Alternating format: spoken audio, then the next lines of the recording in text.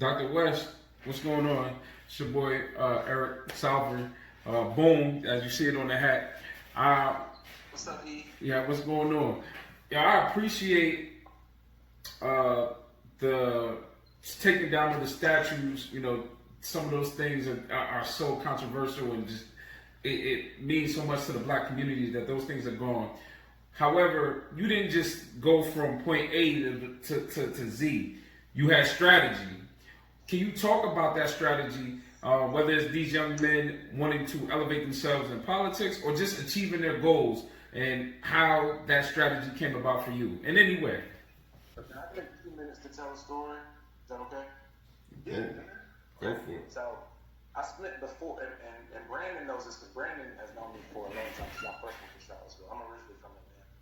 When I moved to Charlottesville, I would always look for where are the rest of the black people. There were like no black. The rest of the black people. There were like no black. Charlottesville was only 19% black. I literally would stop every person at a grocery store, gas station, and ask them, where are the rest of the black people? And eventually, unfortunately, I found a good bit of them in our public housing site. So I would spend a lot of time in this one particular neighborhood called West Haven. While in West Haven, I would hang out, start mentoring young men, working with people who were just like me. And I noticed that they had the same issues that I had in my community, in my neighborhood back in Atlanta. I started a boxing club for young kids, specifically young men and boys, to be able to teach them how to get their anger and frustration out and channel it in a positive way. That's what led me to run for city council. And I always thought to myself, when I get in a position to do something, I'm going to try to do something meaningful to help these people tomorrow, help my people tomorrow. And that's with policy and resources.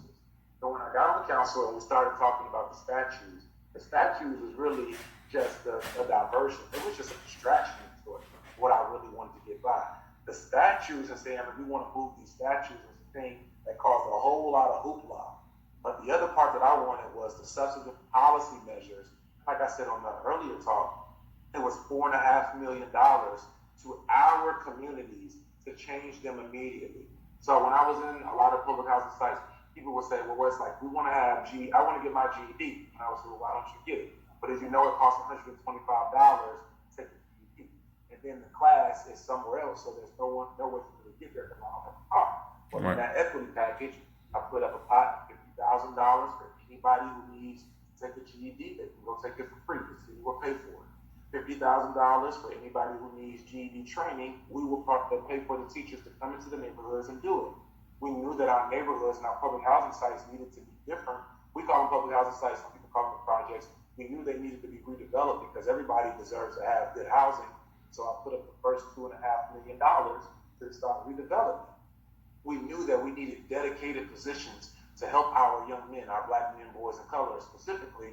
So we got a job position called the Youth Opportunity Coordinator through the Black Male Achievement Initiative to work specifically with them. So that was $100,000. I play a lot in our summer league. We have a basketball league here, and I play in it every summer with the guys and everybody else. But our neighborhood courts were horrible, but all the other city parks were good.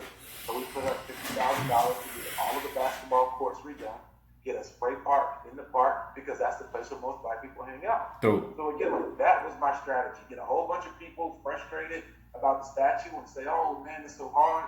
And when I asked them about the substantive piece, the thing that would change tomorrow, it passed unanimously. It didn't take any time at all. So again, that was my strategy.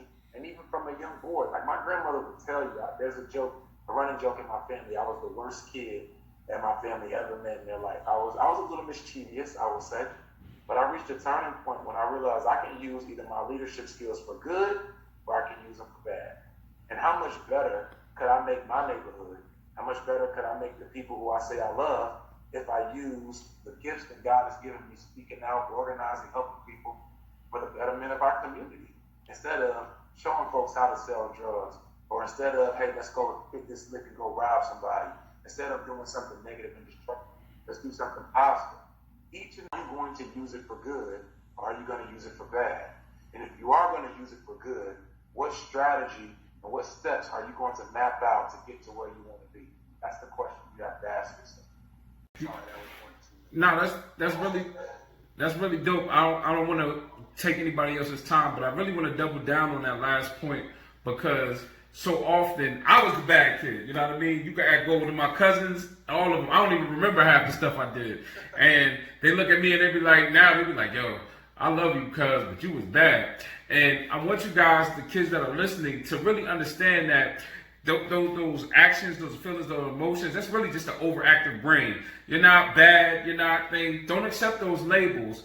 Take those labels and know that you're really smart. Your brain is actually trying to achieve at a higher level, and when you get to a certain age at a certain time, you'll come to a crossroads where you'll be able to use those skills, like you said, for good or for bad. You're like a superhero, like you got the stuff on my wall. Listen, you have what it takes. So I'm gonna shut up now and pass the mic on to Alfred. A protest, high school students, and they probably got about 1,000 people to show up.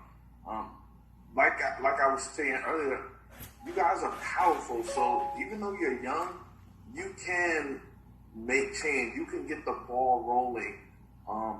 Wherever you live, I'm sure there's community meetings or town meetings that you can attend as a resident. See what's going on. Listen to what they're talking about. They typically have a moment of the meeting where residents can, step to the microphone and pose a question or whatever the case may be. So I think those are some ways you can get involved. Any other suggestions? I know about it and have them come out and, do things that are going to help empower them and their families. So think about, whatever your strength is, your wheelhouse, and go from there and impact change within the immediate community. And it'll only spread.